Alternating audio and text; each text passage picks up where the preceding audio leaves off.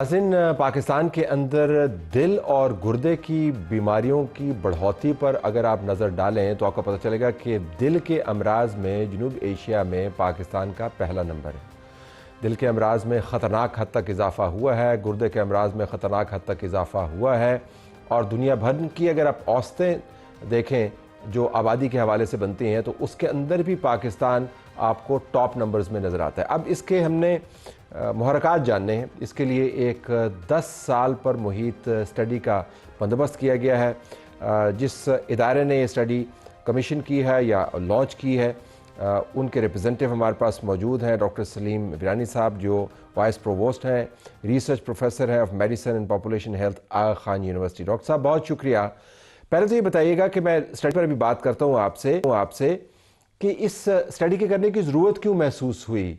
क्या हमारी base lines इतनी ख़राब हो गई हैं कि एक तवील मुताले के बग़ैर हम जान नहीं सकते कि हालात कितने ख़राब हैं? बहुत बहुत शुक्रिया तलत साहब। सबसे पहले तो आपका कि आपने हमें ये अलाउ किया कि हम भी इस प्रोग्राम पे आएँ और इस टॉपिक पे बात करें जो कि हमारे मुल्क के लिए बहुत ज़्यादा ज़रूरी है। आपने कुछ स्टेटिस्टिक्स दिए, आपने बताया कि जो दिल के अमराज हैं उसमें हम नंबर 1 है साउथ एशिया में। इसके अलावा अगर आप डायबिटीज़ में देखें तो हम पूरी दुनिया में सबसे ज़्यादा डायबिटीज़ अगर हम देखें तो हमारे मुल्क में है। इसके अलावा अगर आप देखें कि जो एयर क्वालिटी है, जो हवा है उसकी क्वालिटी, हम वर्ल्ड में थर्ड नंबर पे हैं सबसे ख़राब होने में। सो अगर आप ये सारी चीज़ें देखें, दिल के अमराज देखें जो हमारे यहाँ बहुत ज़्यादा हैं, एक तो ये चीज़ है। दूसरी चीज़ जो बड़ी इंपॉर्टेंट है हम सबके लिए जानने के लिए, वो ये कि साउथ एशिया का पूरा जो एरिया हम देखें जिसमें पाकिस्तान, इंडिया, बांग्लादेश और दूसरे ममालिक आते हैं, उसमें ऑलमोस्ट 10 से 15% जो हार्ट अटैक्स होते हैं या दिल के जो दौरे पड़ते हैं वो उन लोगों में पड़ते हैं कि जिनकी उम्र 40 साल से भी कम होती है, और अब तो ये नंबर थोड़ा बढ़ता भी जा रहा है। तो इंपॉर्टेंट चीज ये है कि ये समझने की जरूरत है कि हम किस तरीके से इन चीजों को अर्ली लाइफ में प्रेजेंट करें, हमारे बच्चों में किस तरीके से काम करें। जिन लोगों की उम्र 20 साल है, 22 साल है, उनको हम क्या चीजें बताएं कि ये जो हम कहते हैं कि एक पूरी सुनामी डेवलप हो रही है हार्ट डिजीज की और स्ट्रोक की, दिल के अमराज की, लोगों को लकवा हो जाता है बहुत छोटी उम्र में। तो हम किस तरीके से सिर्फ इन अमराज को प्रिवेंट ना करें बल्कि ये जो बहुत जल्दी हो रही हैं चीजें लाइफ में, उनको कैसे हम रोक सकें। इसकी वजह से हमने ये स्टडी डिजाइन की है, जो कि स्टडी हम यूजली लोग इनरोल करते हैं स्टडीज में उन लोगों को कि जिनकी उम्र 40 45 साल होती है। हम एक्चुअली शुरू कर रहे हैं 10 साल की उम्र से।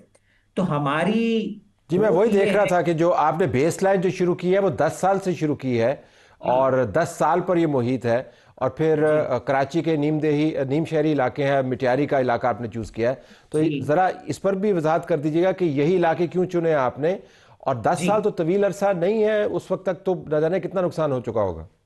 जी। तो देखें, आपने दो सवाल पूछे, मैं दोनों का जवाब देता हूँ। पहली बात तो ये कि आप कोई भी रिसर्च करते हैं किसी भी चीज़ में तो आपको ये देखना होता है कि ये हमारे रिजल्ट्स अगर आएंगे तो वो कितने लोग उसे यूज कर सकते हैं, पूरे पाकिस्तान में कितनी जनरलाइजेबिलिटी है कि वो कितने सही हैं रिजल्ट्स, राइट। तो उसकी वजह से हमने एक जो है वो पेरी अर्बन एरिया लिया जो मलीर का डिस्ट्रिक्ट है, और हमने एक रूरल एरिया लिया जो कि मटियारी का डिस्ट्रिक्ट है सिंध में।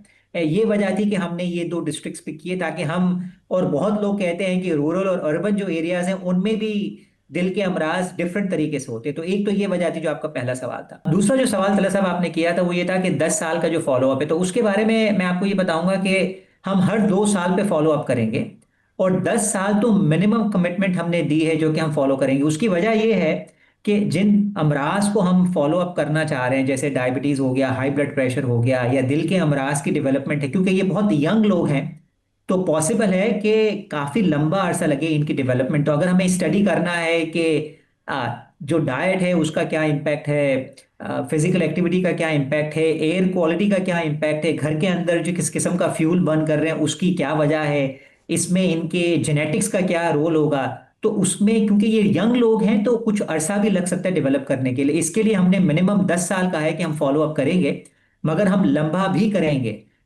मगर फॉलो अप हम हर 2 साल पे करेंगे और कम से कम 10 साल तक करेंगे। मगर जहां तक अगर आप मुझे पूछें तो मेरा मेरा ख्याल यही है कि हमें 10 साल से भी ज्यादा जाना पड़ेगा, जो आपका दूसरा सवाल था उसके लिए।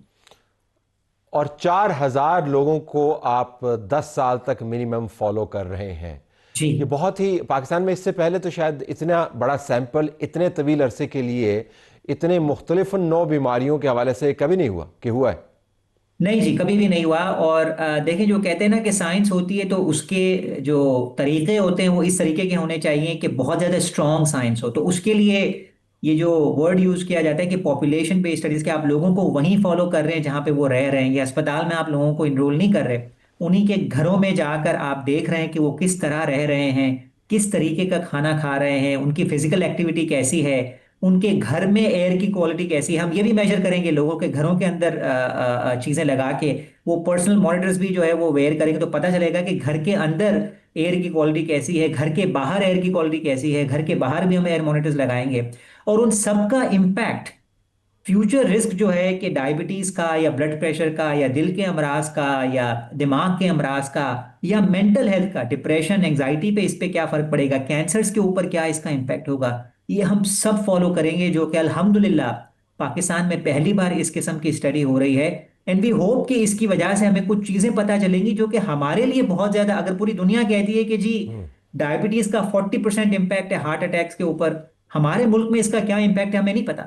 एक एयर क्वालिटी हमें पता है कि हमारे मुल्क में one of the worst air qualities है, हम थर्ड नंबर पे हैं पूरी दुनिया में इस वक्त वर्स्ट एयर क्वालिटी। और शायद आपके नाजरीन को पता होगा कि ऑलमोस्ट 25% जो हार्ट अटैक और स्ट्रोक, जो लकवा वगैरह होता है, फालिज वगैरह, ऑलमोस्ट 25% उसके जो हैं वो पुअर एयर क्वालिटी की वजह से होते हैं। हमें तो शायद बहुत सारे लोगों को पता भी नहीं हो कि इतनी खराब एयर से वो समझते होंगे कि शायद जो खांसी वांसी आ जाती होगी या कुछ और हो जाता होगा। एक्चुअली सबसे बड़ी वजह कि लोग पुअर एयर क्वालिटी से जिनकी डेथ होती है, उसमें सबसे बड़ा रोल जो होता है वो हार्ट अटैक्स का होता है। लोगों को शायद ये पता भी नहीं है। तो हम ये भी मॉनिटर करेंगे कि हमारे मुल्क में ठीक। कितने हार्ट अटैक्स हैं जो कि पुअर एयर क्वालिटी की वजह से होते हैं, और फिर हम आगे कर क्या सकते हैं इसके लिए। ऑफ कोर्स आखिर में तो हमें यही देखना है कि ठीक है, अगर मालूम कर लिया तो उसका कोई फायदा नहीं है जब तक कि उसके ऊपर काम ना किया जाए। तो ये सारी चीजें हैं जो हम देखेंगे। तो उसके अलावा हम जो है वो ब्लड जमा भी कर रहे हैं इस वजह से कि हम ये देख सकें कि इसमें हमारी जीन्स का क्या हाथ है, कि जो हमारा जेनेटिक मेकअप है वो ऑफ कोर्स दूसरे जो अकवाम है उनमें जो लोग रह रहे हैं उनसे डिफरेंट है। तो वो भी हम देखेंगे कि उसका क्या कंट्रीब्यूशन है, कि क्या वजह है कि हमारे यहाँ हार्ट तो अटैक्स मुख्तलिफ इतने किस्म के ज्यादा आप होते हैं और मुख्तलिफ कम नहीं। किस्म के ज़ाब्ते आपने बनाए हैं और मुख्तलिफ किस्म की इस स्टडी के अंदर स्टडीज़ की गुंजाइश आपने रखी है। बहुत ज्वाइन किया नाज़रीन, बेहतरीन काम है। उम्मीद करते हैं कि इससे बहुत भला होगा। सिर्फ पाकिस्तान के मुस्तकबिल के हवाले से हम बात नहीं कर रहे, बल्कि दुनिया भर में ये रिसर्च कोट भी होगी और पाकिस्तानी ये कर रहे हैं, तो ये एक बहुत ही खुशाइन बात है।